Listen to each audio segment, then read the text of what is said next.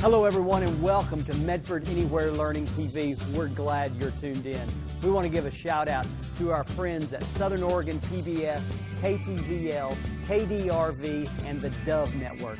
Thank you for hosting us on your station. In the Medford School District, we have one shared vision, and that we believe that all are learning, and learning is for all. And what better place to do that than right here on Medford Anywhere Learning TV. For those of you that don't know me, I am the bug guy. I am John Jackson, Bugs Are Us Educational Services. And besides bugs, I actually teach 22 different topics.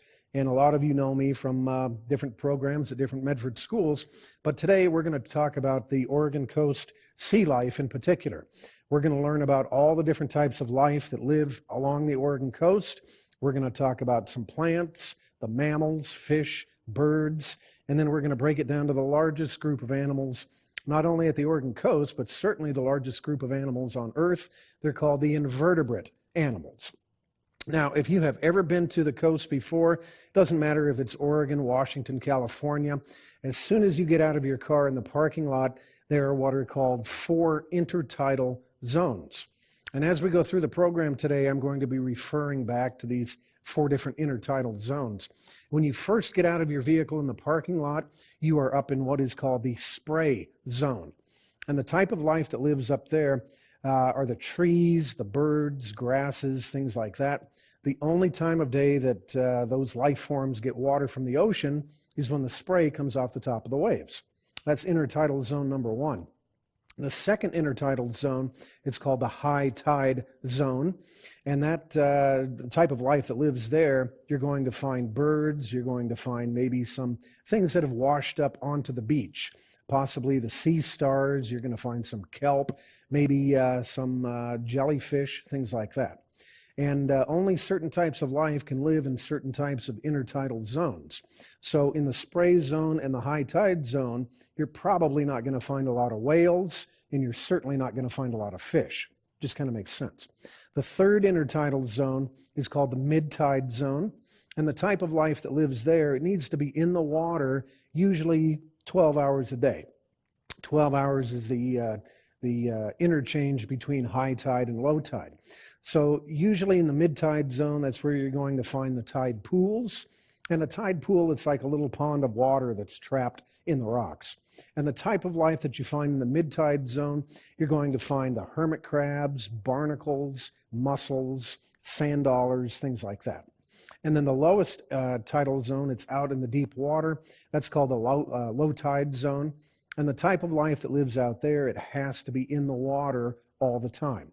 The big aquatic mammals, the fish, the aquatic plants, things like that. And throughout the program today, I'm going to be referring back to the 4 intertidal zones. It's kind of like a little game that we play throughout the program, okay? But you get out of your car in the parking lot, you're up there in the spray zone, you encounter the trees, the grasses, the birds. And again, usually the first type of life that you encounter at the ocean are the grasses, the trees, any type of plant life. But as you go down the beach, from the parking lot down towards the sand, you run across a whole different group of plants. This is one of my favorite plants that you can find at the ocean. This is called bull kelp. And usually it's not brown and dry like that. Usually it's about 30 feet long. It's kind of green or black in color. And it's called bull kelp because you can swing it around your head like a bull whip, like Indiana Jones's bull whip. You can also play jump rope with it. Mom and Dad each get on one side, they twirl it in the middle, you play jump rope with it, and then when you get tired of it, you jump on its head, make it explode. It's an all-purpose type of plant. But bull kelp is a fairly intelligent plant because when it's growing out in the open ocean, this is how it cements itself to the bottom of the ocean floor. That's the root ball of the bull kelp. It actually glues itself directly to the ocean floor, but as it starts to grow, its head purposely fills up with nitrogen, and which is a fairly intelligent move. Have any of you ever tried to hold a beach ball underwater in a swimming pool? Doesn't work real well, right? If you are an aquatic plant and you live in the water and you fill your head with air, that means that your head is always going to be popping up to the top of the ocean, which is a very intelligent move because now you are closer to the sun. You get to pick up all that rich solar energy, makes you a very healthy plant. But then the big storms, they brew up along the ocean. They tear this poor plant loose. They spit it out on the beach. You and I come along, jump on its head, right? Bull kelp, very intelligent plant. But along the Oregon beaches, there are roughly 75 different varieties of seaweed, kelp, and algae. And the really weird thing about a lot of those different types of plants, we use them as food also. Did you know you can eat a lot of those aquatic plants that grow along the Oregon beaches? If you've ever had sushi before, you know that sushi is dead raw fish that's wrapped up inside of dead raw seaweed, right? So people eat seaweed on a daily basis too. But again, usually the first type of life that you encounter along the ocean are the plants, and usually grasses, trees. They live up here in the spray zone. But as you get down towards the water, then the aquatic plants, the seaweed, kelp, algae, they are going to live not only in the mid-tide zone, they get washed up on the beach, the high tide zone, also in the mid-tide zone in the tide pools, and because they're aquatic, you're always going to find them in the low tide zone also. Now, let's talk about some animal life. A lot of different types of animals that live along the Oregon coast. The first group that I want to discuss, they're called the fish, because that's exactly what they are. And there's a lot of different types of fish that live along the Oregon coast. This is a model of a salmon, obviously. And there's a lot of money that is made because of the salmon industry along the Oregon beaches. Not only commercial salmon fishing, but, you know, they get us tourists too. You go over to the ocean, you take out a charter boat, you have to pay for the captain, the boat, the tackle, the fancy clothing, all that kind of thing. But there's a lot of money that is generated because of the salmon industry along the Oregon coast. But aside from the salmon, you know, there's a lot of other fish that live along the Oregon coast too. This is one of my all-time favorites. Isn't that cute? Now, a lot of you automatically think that that is a stingray. And you could be right. It's a model. It looks like a stingray. But usually you find the stingrays in the tropics. If you go to Florida, Africa, Australia, you run across the stingray. Stingray's got that venomous barb that comes out the tip of his tail. But the little guys that live off the Oregon coast, this is actually called a skate. It's like a roller skate. And it is a fish because it's cold-blooded like fish are. It does have gills underneath like fish do so they can breathe. And it lays eggs like fish do too. But the really neat thing about the way that our friend the skate here reproduces, it actually lays one of these. This is a skate egg case. Hopefully you can see that up close there. The nickname for this is called a mermaid's purse. It's got little tabs on the corners. The female skate, she pumps one of these out. It's designed to land on the bottom of the ocean floor. And then when the babies are ready, they chew their way out of that egg case. And you can see how that one's been chewed out to escape from the egg case. But that is a skate egg case. And again, the skate is another type of fish that you find along the Oregon coast. Another type of animal that is very common along the Oregon coast, a lot of different birds. We've got all kinds of fish. We've got a lot of different types of birds too. This is a very common type of Oregon coast bird. And when I was little, it was called the seagull, but now it's had its name changed. Now it's just called the gull, plain and simple. When I was little, the only place you could ever find them was at the seashore. So it was called a seagull. But nowadays, they're over here at Walmart, Taco Bell, Jack in the Box. They have come inland because they are scavengers. So he's not called a seagull anymore. Now he's just called a western gull. But it's a very common type of bird. And a really interesting fact about any type of bird that lives along the Oregon coast, did you know that every type of bird is federally protected by law? Now what that means, if you are walking down the beach with mom and dad and you see a gull sitting in the sand, is it a good idea to pick up a stick or a rock and throw it at that bird? No, it's not. Number one, it's not a nice thing to do. But number two, if a park ranger witnesses you do that, your mom and dad are going to get to take home a ticket for $500. Federally protected species of birds. Don't mess with the birds at the Oregon coast. Did you also know that we have got islands off the Oregon coast? Surprise, right? Any outcropping of rock that is not physically attached to the mainland is considered an Oregon island. And sometimes you go to the beach and the tide is so far out, you can actually walk out to those Oregon Islands. Now, the Oregon Islands, those are federally registered nesting spots for any type of bird species. You find the gulls, you find pelicans, you find puffins, all different types of birds that live on those Oregon Islands. And again, if you go out to the Oregon Islands and you start harassing a mama bird or a nest or a bunch of eggs, if a park ranger sees you do it, you get to take home a ticket for $500. So leave the birds alone, right? But this is one of the birds that does live on the Oregon Islands. It's a nesting bird, very cute little guy. He's called the Puffin. Isn't he cute? Kind of reminds me of Toucan Sam from the Fruit Loops cereal box. He's got that multicolored beak right there. But the cutest thing about him is when he swims. He's got very, very short legs, so when he does swim in the water, he moves his booty back and forth really, really fast, just like that. Booty shaking bird. That's our friend the Puffin, one of many different species of birds that you find along the Oregon beaches.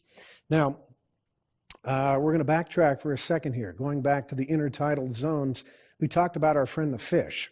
Now, of the 4 intertidal zones, the spray zone, the high tide zone, the mid tide zone, and the low tide zone, obviously you're not going to find a lot of fish up in the trees, right? So the fish, they can only live in one of the 4 intertidal zones, and that's usually the low tide zone out in the open ocean. It is possible to find fish trapped in tide pools, but that's fairly rare too.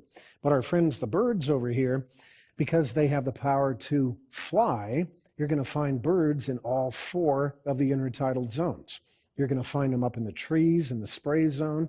You're going to find them on the beach in the high tide zone. You're going to find them scavenging for anything they can out of the tide pools right there in the mid-tide zone. And you're also going to find them diving for fish out in the low tide zone. So birds, they occur in all 4 of the intertidal zones.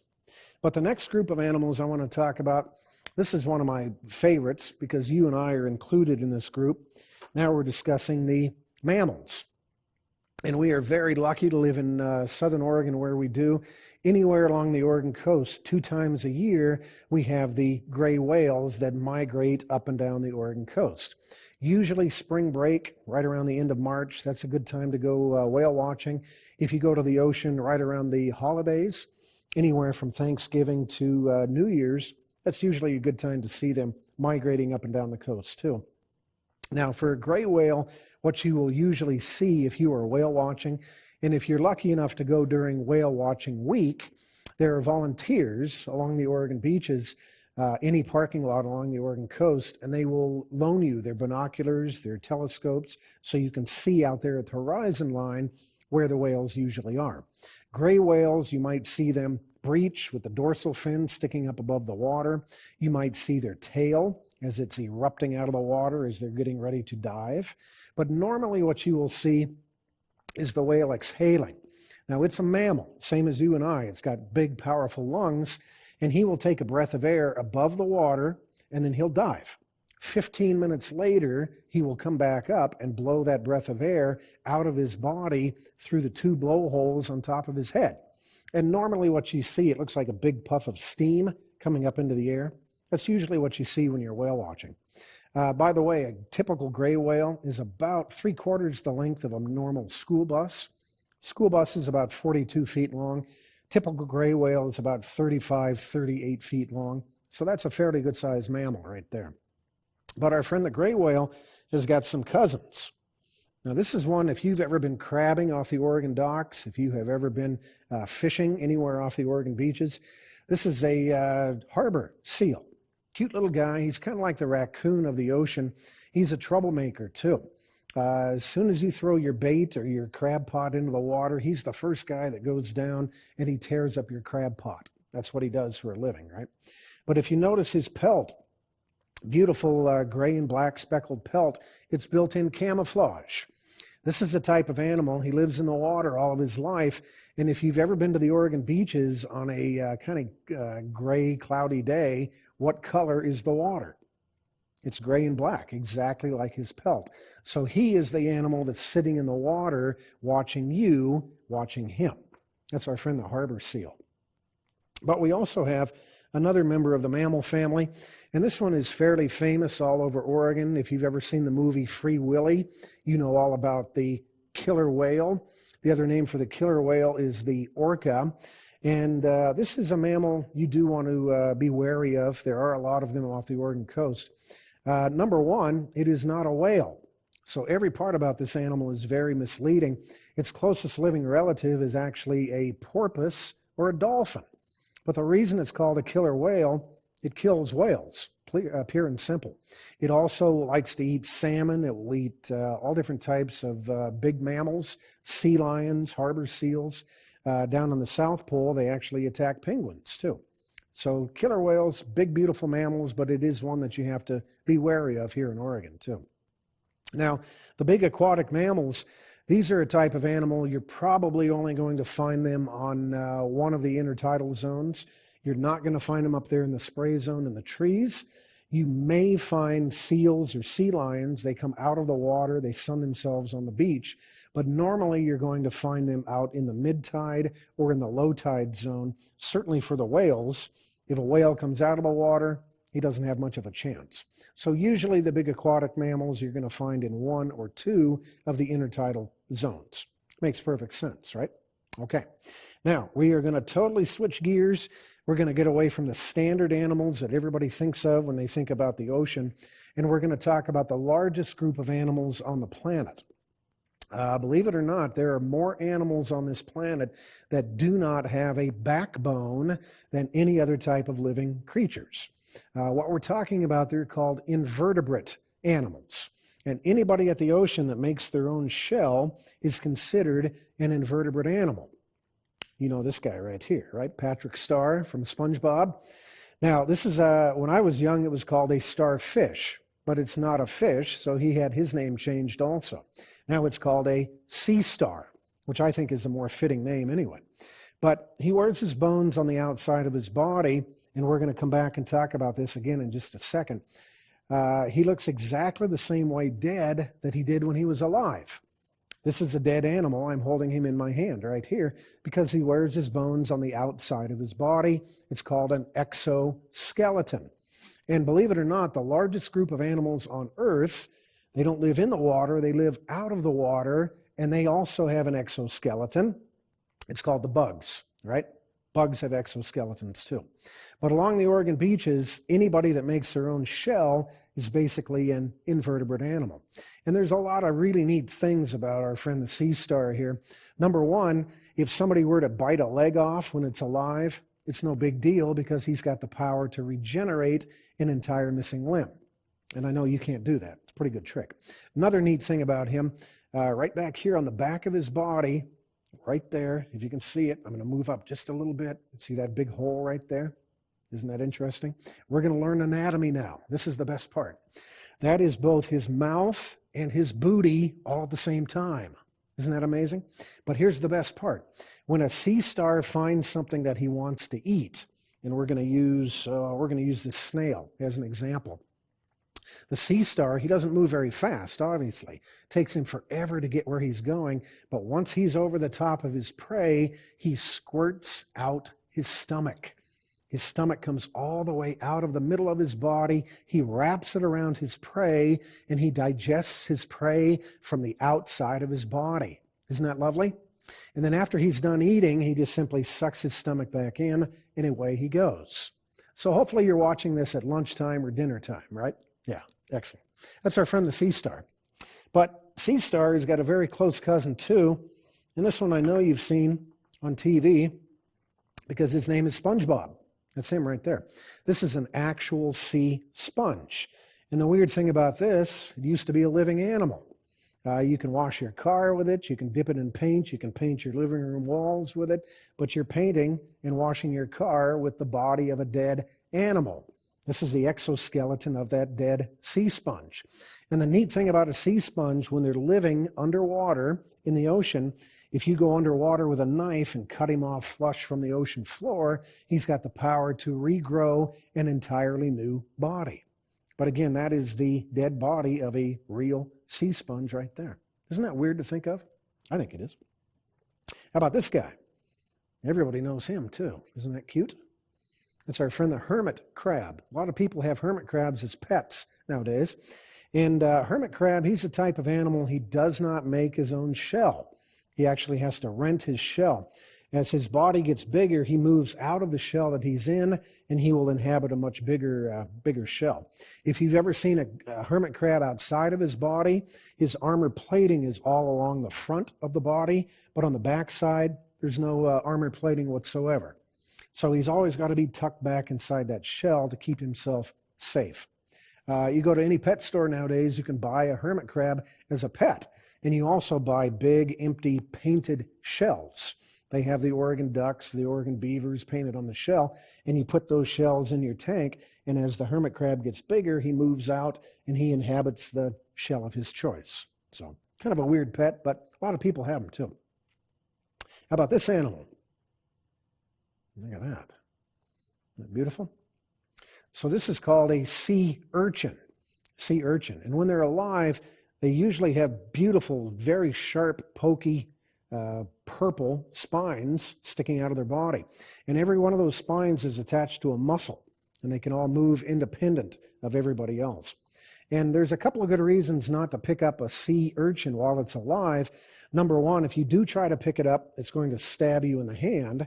But if you do manage to get it out of the water, do not put it into the palm of your hand, because the underside of that sea urchin, when it's alive, it's got a razor sharp, kind of looks like a bird's beak. And that's what they use to eat with.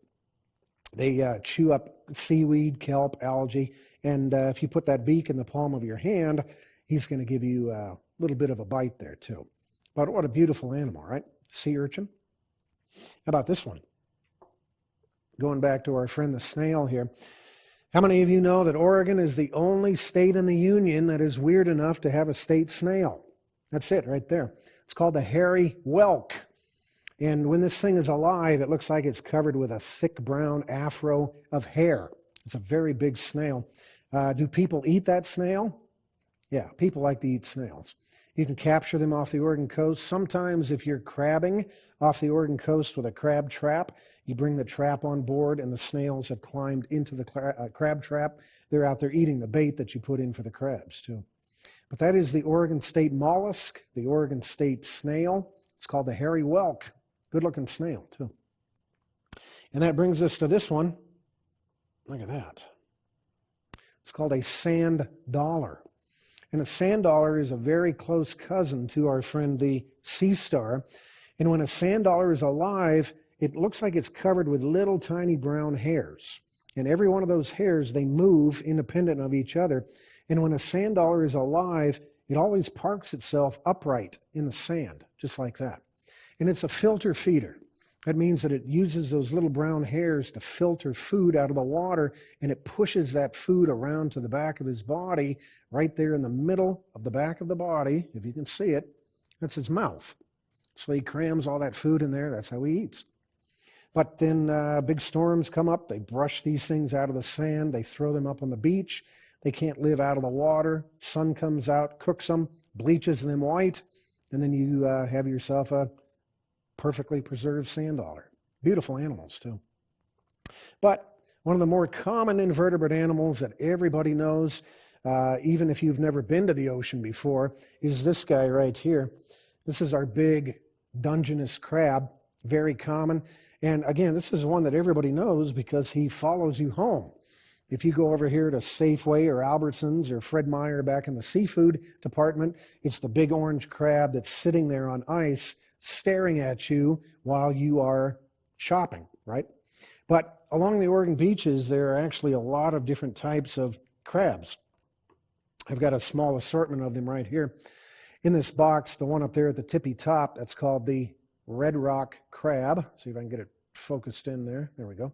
Red rock crab. We also have the purple shore crab. We have kelp crabs, sand crabs, all different types of crab life.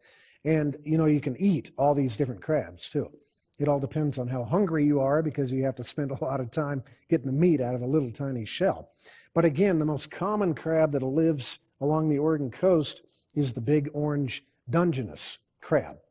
Now, here's a question. and not many people realize this, but these crabs, they don't start life being 5 and 7 inches across. That's legal keeping size right here in the state of Oregon.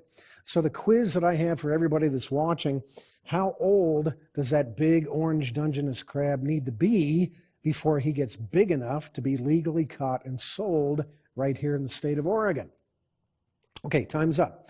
The actual answer is 6 years old. And this is how it works. Over here on the other table, I've got an assortment of crab shells. So what I've got on the table over here, this is the life cycle of the Dungeness crab. This little guy right up here, that is the Dungeness crab when he's about 3 months old. When they first hatch out of an egg, they are microscopic and you almost can't see them. But because this is an animal that grows from the outside, because of the exoskeleton, they don't grow like you and I do from the inside out, they grow from the outside. That means that they have to molt or shed their shells roughly 20 times in the first 6 years until they get big enough. That's 5 3/4 inches across. And if you have a dollar bill, you put that across there. Dollar bill is exactly the same size as the legal keeping size for an Oregon crab. But that's how they grow. They get bigger, they need to shed their shells. Now, I also want to show you how the crabs do that, and it's totally gross. So I want everybody to pay very close attention. And this is how it works. When that Dungeness crab, when he is ready to shed his shell, the front of the shell hinges forward. He slides out from underneath it. That old shell goes flowing through the water. His new body underneath, it is very compact. It is green in color, and if you were to touch it, it feels like a handful of boogers. Okay, picture that. Now, for about 3 days, he cannot move. If anything happens to that new shell before it's hardened, he dies. So while he is going through his molting session, he just stays put on the bottom of the ocean, hoping and praying that nothing will attack him, right? But after 3 days, that new shell, it expands, it hardens, and it turns orange, and then he has successfully hardened his shell. If any of you have ever heard of something called soft-shelled crab before, soft-shelled crab is just a crab that has been captured before his shell hardened. That's all that is, right? But average Dungeness crab that you find in the grocery stores is about 6 years old. Amazing animals, too. So I hope some of you had some fun today. Eventually, we will get a chance to go back to the ocean. I have sent the digital download of the intertidal chart to you, and hopefully you get a chance to print that off. Take it with you to the beach. It outlines all the different types of life that live in the 4 intertidal zones: the spray zone, the high tide zone, the mid tide zone, and the low tide zone also. So I appreciate you tuning in today. Hope you had some fun. I had some fun too. And we are here on the Medford Anywhere Learning TV network. Take care. Thanks. Thanks for tuning in to Medford Anywhere Learning TV. Medford School District is a place where all are learning, and learning is for all.